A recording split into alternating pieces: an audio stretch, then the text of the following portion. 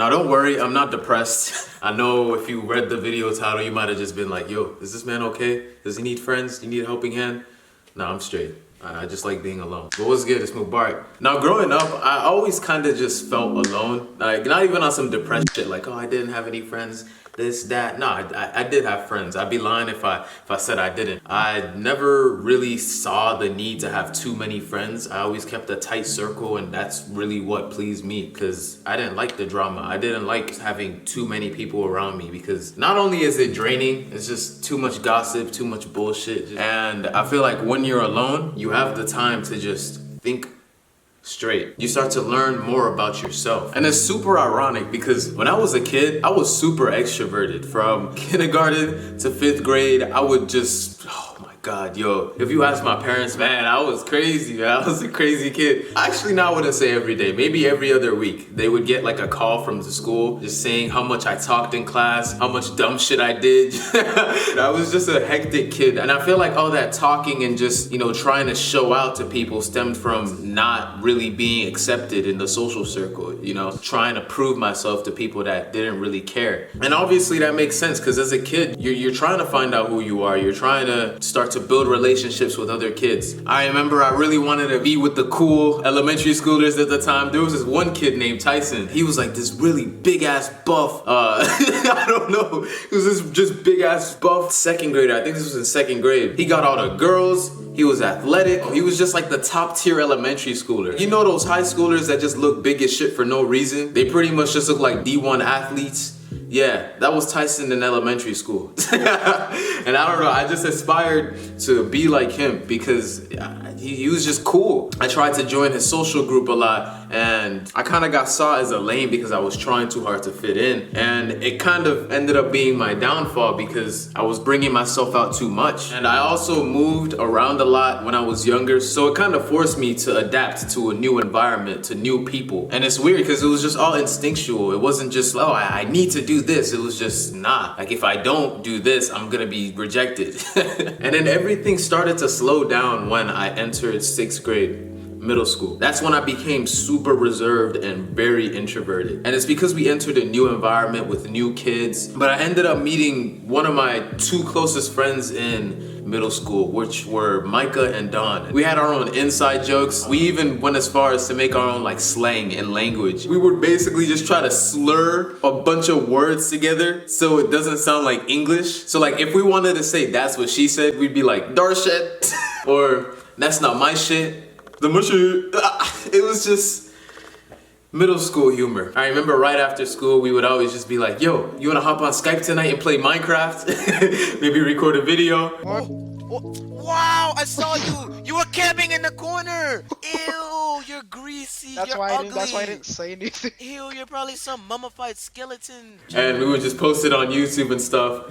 And yeah, man, that shit was legendary. But those 2 friends taught me what a real friendship was at the time. And it was just eye-opening because I never really had a lot of real friendships when I was in elementary school. I kind of just tried to fit in. And when high school came, it was a completely different environment, dude. Micah and Don went to completely different high schools, so I was just separated. I didn't really know anybody in my high school, and I had to start all over again. Being reserved in high school forced me to just become more observant. I was like that quiet kid in high school that if you talk to, he was pretty chill, you know? I wasn't on some weird shit where it was like, hey, you see the scab on my left toe? You want to lick it? Nah, that's kind of weird, you know? But being very reserved in high school helped me understand people more and understand how useless the whole social hierarchy in high school was. Here's the social hierarchy of high school. You got the popular kids, the middle popular kids, and then the lames. And then you got the outsiders that just watch everything and just think, what is the point of this? And I was part of the outsiders. I was just like, yo, people are just living, dreaming, and breathing high school. I just knew as a kid there was so much to life, and there was just not that much need for excess social interaction, you know? I don't know if this sounds weird. I'm just spilling my thoughts out, so yeah. I mean, it's my channel. But YouTube helped me become a little bit more ambiverted. I started my YouTube channel when I was 12, and I feel like all of just my inside energy I had as a kid from being extroverted at that young age poured into my YouTube channel, and that's why I had so much energy to just keep going and keep grinding on YouTube, because my introverted side was in real life and my extroverted side was on YouTube. So I just ultimately became an ambivert, and it helped me out so much in social interactions, and I wouldn't be more thankful. Thank you, YouTube. And being alone is just calming. You don't have to deal with anybody's excess problems like, yo, I don't give a fuck why you don't like your coworker. Shut the fuck up, I'm just trying to vibe. And I'm not saying you gotta sit in your house all day and watch Netflix. Nah, that's horrible. You're gonna become a fucking sloth. Definitely have some social interaction, talk to people, or else you're gonna become a narcissist and just think everybody in the world is out to get you. Trust me, I learned it the hard way. And as I was growing up, I started to realize not many people really hang out with their friends to really build a friendship. Some people just hang out with their friends for instant gratification, social acceptance. And I'm not saying everybody's like this, but from what I've been seeing in college and high school, and even just in the real world too, it's just why? If you don't like the person, don't hang out with them. Don't force yourself to belong to a group. I'd rather be rejected than fake accepted.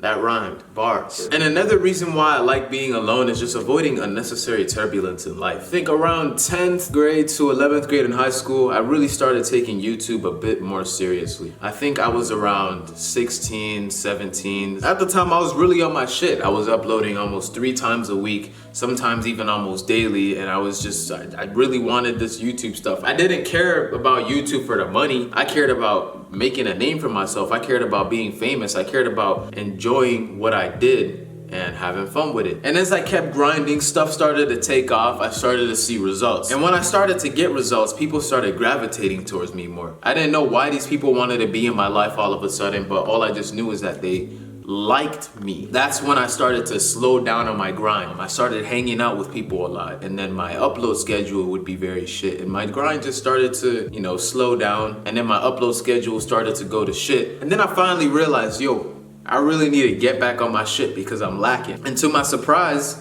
a lot of those friends stopped talking to me. People I would always hit up to hang out, do cool shit with, and just have fun, live life. And maybe it might have just been me misinterpreting it. Maybe they didn't want to bother me. But over time, it started to just feel more of like they were hating that I was trying to improve myself, because I never really got any support from them after that. I came to terms to understanding that when I started focusing on myself more, those friends kind of hated it. It was so weird, because you would think that your friends are supposed to support what you're doing. They're your number one cheerleaders. Well, not your number one, but one of your cheerleaders. But it was more like they just tried to distance themselves from you, stay away from the success, because it's like, if I'm not improving, why should he improve? I don't want to be near that. And it got to a point where some of these people started talking shit about me. And it was so weird, because as YouTube, obviously you're reaching a broad demographic, so you're gonna be getting support from all over the world. Those people showed me so much more love than people that knew me personally. And it really just dawned on me, like, damn, man. Like, I really just can't have too many people around me. I gotta just start having myself be the number one priority. So I just started to cut people off because I wasn't having it. And as I started to do that, and as I started to keep improving, these same people would come back and say, oh, he's acting new. I miss the old blah, blah, blah. It's just like, what? I was always the same person. You just never accepted my growth. And it's crazy, because this wasn't even just a long time ago. This was actually just very recent during this whole quarantine. I'm happy it happened though, because it made me realize who the real were and who the fake were. And it helped me self-reflect on my life even more. And when you're more reserved, there's also a power aspect to it too. I think I read it in the 48 Laws of Power. If you haven't read that book, go ahead and read it. There's a power that says, always say less than necessary. What this means is that if you say too much, you're gonna be giving away yourself. You're gonna be giving away your ideas, your plans. And if people know too much about you, there's not much mystery there. People don't value something that they know too much about or they have too much of. So I started kind of implementing the style into my life where I wouldn't really say a lot. And it started to help me out, because people started to gravitate more towards me again. Even during social settings, I wouldn't say much, but I would get random stares, random eyes on me a lot. People wanting to come up to me and question my existence, you know, because I just was incognito. It's weird. It's a weird psychological aspect. And it was weird because I was involuntarily using that skill when I was in high school. But then I became more ambiverted as I got comfortable with people. There's nothing bad about being alone. You gotta definitely do it in moderation. You don't want to be deprived of all vitamin D and sunlight, end up becoming Lord Voldemort from Harry Potter. But at the end of the day, I was born alone and I'll die alone. So what is there to worry?